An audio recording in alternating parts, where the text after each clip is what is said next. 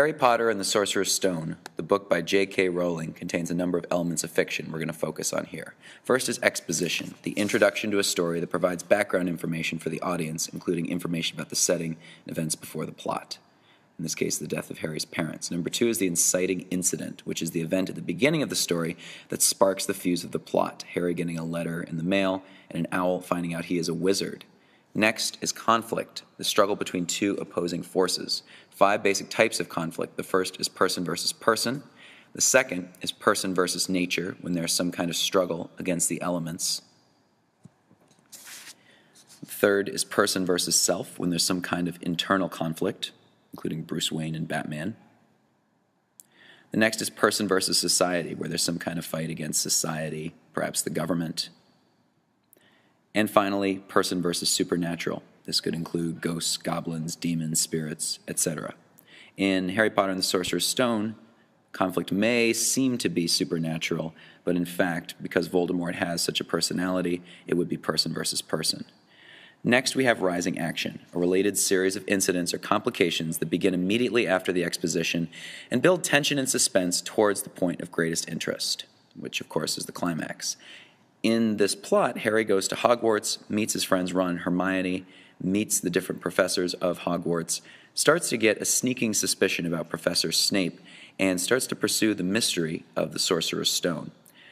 In pursuing this, Harry, Ron, and Hermione undergo a series of challenges that leads them to a point where Harry is the only one who can proceed forward. He then moves on to what we consider the climax. A turning point of a story, its highest point of tension or drama, is where the action starts in which the solution is given. In this case, his adversary turns out to be Professor Quirrell.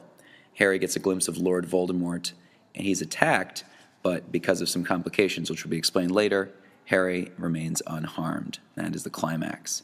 After which is the following action, which is the solving of the mystery. The mystery of the Sorcerer's Stone is explained to Harry, and the resolution, in which the end of the action, also known as the denouement, is the conclusion. Harry goes home. Now, we have a couple other elements. Setting, of course, the time and place, condition where it occurs, that's Hogwarts. Next, we have point of view. We have first person, second person, or third person. In the case of Harry Potter and the Sorcerer's Stone, it is third person because it's known as an omniscient narrator narrating the events. Next, we have foreshadowing. The fact that Voldemort is unable to hurt Harry is foreshadowing. It's predicting what's going to happen later on in the series. So it's a prediction that happens in the plot. We have plot in general, a series of related events forming a story, usually conflict, introduction, rising action, climax, falling action, and conclusion, and all those are shown here. Suspense. Suspense is created by a state of feeling or anxiousness, uncertainty, or tension. What's going to happen next? And this scene that's shown creates suspense in the story. Characterization is the creation of imaginary persons so they seem lifelike.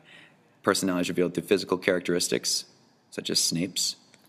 Character's speech and behavior/action. Hermione's speech reveals her personality. Opinions or reactions to an individual, which you can see with Draco. Character's thoughts and feelings, some of which are shown here. All of these reveal character.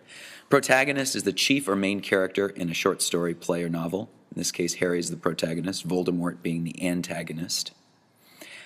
Hermione is what we call a dynamic character. She's a character that experiences change throughout the plot of the story. She goes from being kind of a know-it-all to being a really helpful, wise friend in the book.